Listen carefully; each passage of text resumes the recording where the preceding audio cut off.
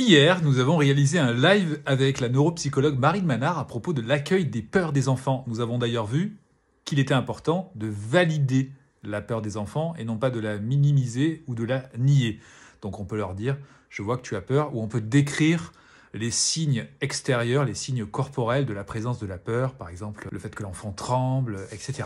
Pour compléter cet accompagnement de la peur et cette validation de la peur, nous vous proposions d'utiliser ce baromètre, un baromètre de la peur, avec la possibilité pour l'enfant de pouvoir dire à quel niveau de peur il se situe. Donc le niveau du bas, c'est le calme, il n'y a pas de peur, et le niveau supérieur, c'est le niveau 4, terrorisé.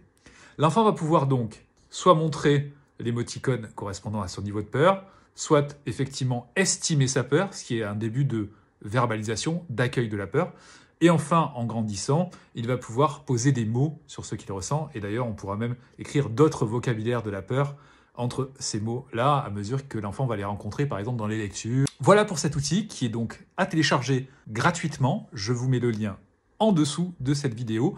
Et d'ailleurs, je vous propose aussi une autre façon de l'utiliser avec des figurines et que l'enfant puisse poser sur le niveau de peur qu'il ressent. Cela peut être intéressant et à la fois ludique. Et on va aussi utiliser l'astuce de Marine qui consiste à dire, voilà, là tu es au niveau 2 de la peur, qu'est-ce qu'on pourrait faire pour passer au niveau 1? Donc on va élaborer des stratégies pour se rassurer, peut-être penser à une peur qu'on a surmontée. Bref, ce support est assez ouvert au niveau de l'utilisation. À vous de vous l'approprier, de l'adapter. Et je vous propose d'ailleurs sur le même modèle peut-être, dites-moi si c'est OK en commentaire, de faire la même chose pour la colère, la tristesse et la joie.